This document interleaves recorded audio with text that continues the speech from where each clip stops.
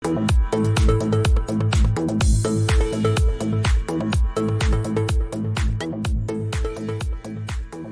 众朋友们，大家好，今天是12月10日周日，欢迎收听这期的快点新闻，我是佳佳。这期首先给您带来的是一则来自于韩国的突发新闻。据韩联社报道，首尔刚刚发布的消息声称，一架美国 F-16战斗机在当地时间12月11日周一在黄海坠毁，飞行员紧急跳伞逃生。刚看到坠毁地点是黄海时吓我一跳，后来想可能是在韩国水域附近。据消息人士称，这架飞机从首尔以南的178公里的群山空军基地起飞后坠入了水域，说明是在起飞后不久发生的事故。该报道说，消息人士没有详细说明飞行员是否已经获救。接下来仍然是有关于一些加沙战争的进程的更新。自上周停火协议破裂以来，以色列已经将地面进攻扩大到了加沙地带的南半部，一直推进到了汉尤尼斯。与此同时，双方均报告加沙北部的战斗也激增。以色列表示其行动正在取得进展。以色列的国家安全顾问查启哈内格比声称，迄今为止，以色列军队已经杀死至少7000名哈马斯武装分子，但他没有透露这一估计数字是如何得出的。以军总司令哈勒维还声称，还需要加大进攻的力度。周六，巴勒斯坦卫生部在哈马斯控制的加沙统计的官方死亡人数已经超过了17700人，约有48780人受伤，还有数千人失踪，推测已经死在了废墟下。该部门此前曾表示，约有40%的死亡病例是18岁以下的儿童。以色列阿拉伯语发言人在推特上发布了一张地图，凸显出了汉尤尼斯的6个编号街区。这6个地区的居民被告知要紧急撤离，其中包括以前未接受到此类命令的市中心部分的地区。以色列在袭击该市东部地区之前发出的这些警告，当地居民表示，他们担心新的疏散命令预示着进一步的袭击。而汉尤尼斯因为流离失所而在难民营避难的居民也不敢睡觉，随时准备着在遭到意外袭击时抱着已经入睡的孩子们跑出去。在加沙的中部，当地居民声称，以色列的坦克再次炮击了布雷杰和马加奇难民营。据巴勒斯坦卫生官员声称，以色列对布雷杰的空袭造成了7名巴勒斯坦人的死亡。与此同时，由于食品和医疗用品匮乏，联合国世界粮食计划署的一名高级官员表示，一个新计划也许可以通过与以色列接壤并控制的海雷姆沙洛姆过境点，将援助物资运送到加沙，从而可能使得援助物资的进口量增加。不过，以色列尚未同意开放过境点。加沙的230万居民中的绝大多数已经被迫离开家园，其中许多人为了逃亡曾多次迁移。随着战斗在整个领土上肆虐，居民和联合国机构表示，现在实际上已经无处可逃。尽管以色列对此提出异议，在汉尤尼斯的死伤人员被送到了已经不堪重负的纳赛尔医院。医院内部受伤的孩子们躺在瓷砖地板上哭泣翻滚，医院外面裹着白色裹尸布的尸体排列整齐。在加沙南部代尔巴拉赫的另一家医院雅法医院内的视频显示，隔壁的一座清真寺遭到袭击，造成了严重的破坏。透过医院被炸坏的窗户可以看到那清真寺被夷为平地的废墟。加沙北部同样正在发生一些最激烈的战斗，那里的医务人员指责以色列以医院和救护车为目标。哈马斯管理的部门发言人阿舍拉夫·齐德拉表示，周六，以色列军队袭击了一辆正在从加沙的欧洲医院疏散受伤病人的救护车，导致2名医护人员受伤。加沙市的谢贾雅区的一名救护人员告诉路透社，急救人员经常无法回应伤者的求救电话，他们的团队遭到以色列的炮火袭击，并要求不要公开他的名字，因为担心会遭到以色列的报复。阿尔奥达医院的院长穆罕默德·萨哈表示，以色列军队用坦克围困该医院数天，向试图进出医院的人开枪。他说，他们在街上枪杀了一名妇女和一名站在窗户前的医院工作人员。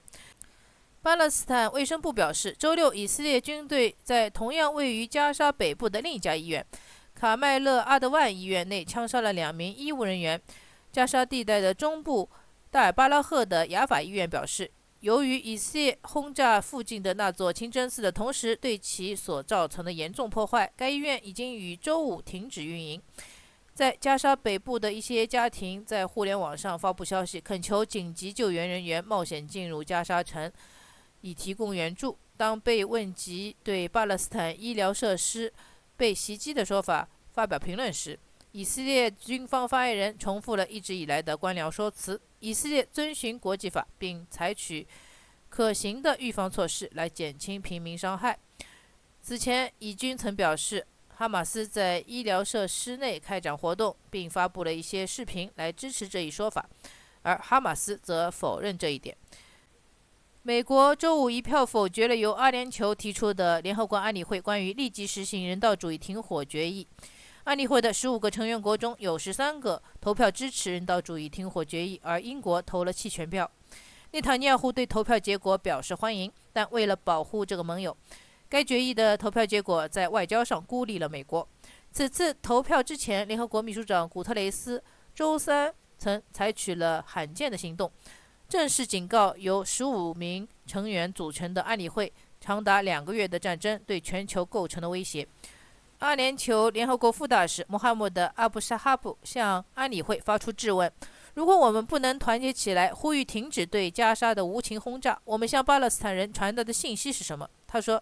事实上，还要问的是，我们向世界各地可能发现自己处于类似情况的平民传达了什么信息？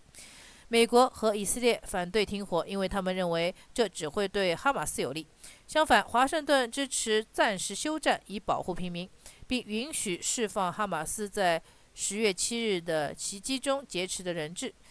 4个欧盟国家希望欧盟领导人下周开会就加沙局势进行辩论，并呼吁停火。周六，数千名以色列人在特拉维夫集会要求释放人质，约有137名人质仍被哈马斯扣押在加沙。哈马斯周五在一份声明中表示，其武装人员击退了以色列特种部队在加沙地带的一次企图解救人质的营救行动，并造成了数名以色列军人伤亡。据称，还有1名人质是一名被俘的以色列士兵被杀，他的名字是25岁的萨哈尔·巴鲁克。不过，根据以色列公布的人质名单显示，萨哈尔·巴鲁克是一名平民学生。10月7日，他被从家中被抓获时，他年仅24岁。所以，被杀的人质到底是否是叫这个名字，还是其他人，或者并没有人被杀，这还很难说。以色列对此拒绝发表评论，并指责这是哈马斯试图对其进行的心理战。以色列军队表示，他们是通过提供显示安全区域的地图来限制平民伤亡的，并指责哈马斯躲在平民中间伤害平民，但哈马斯也否认了这一点。巴勒斯坦人表示，这场运动已经变成了一场以报复为目的的焦土战争，是一场针对这块人口稠密的狭小飞地的全体居民的报复行动。华盛顿则表示，他要求以色列采取更多的行动，以履行其在战争下一阶段保护平民的承诺。